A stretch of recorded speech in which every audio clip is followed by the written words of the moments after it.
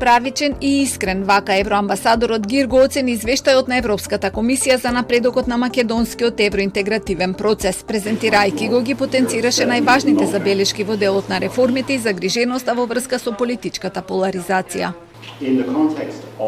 Во контекст на собранието, извештајот забележува прекумерна и некогаш несоодветна употреба на забрзаните процедури. Знаменцето не треба да се користи за да се скрати дебатата за важни прашања.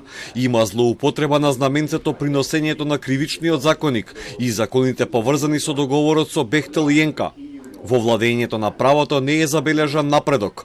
Потсетуваме на контроверзното отпуштање на поранишниот претседател на судскиот совет, како и на недостигот на доверба меѓу судиите во оваа институција.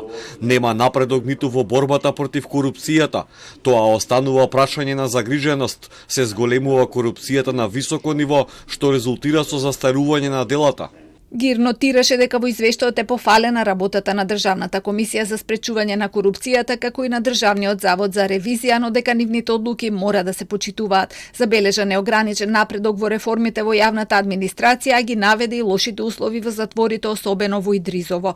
Вице-премиерот за европски прашања од овие забелешки не гледа дека извештајот на Европската комисија е негативен за Македонија, туку напротив.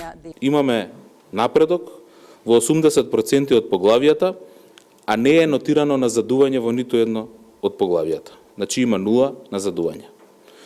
Во однос на подготвеност на поглавијата, во најголем дел од поглавијата сме со соодветно ниво на подготвеност. Оценката за вкупната подготвеност на државата за 2023 година е добро ниво на подготвеност и е солидна константа веќе неколку години наназад. Маричи смета дека проблемите може да се решаваат и во текот на преговорите и дека во моментов е најважно да се донесат уставните измени. Гир пак ги става реформите на прво место. Ние ги почнавме преговорите. Прашањето е дали ќе продолжиме понатаму. Продолжувањето понатаму не е врзано за овој извештај. Врзано е за уставните измени.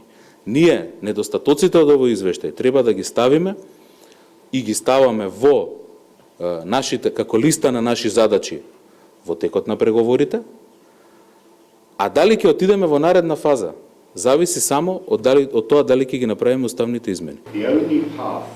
Единствениот пат до Европската Унија е патот на реформите.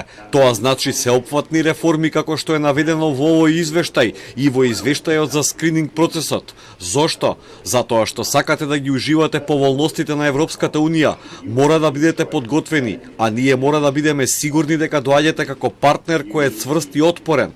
Реформите се апсолутно од суштинско значење. Од уставните измени зависи следниот чекор: движењето кон првиот кластер, но реформите се клучни и од интересот за граѓаните. И двајцата побараа консензус меѓу политичките партии. Гир за клучните реформи, а Маричиш за прашања како што е изборот на директор на ОТА, членови на антикорупцијската комисија, комплетирањето на Уставниот суд, само со заедничка работа и договор, вели во следниот извештај ќе се добијат подобри оценки.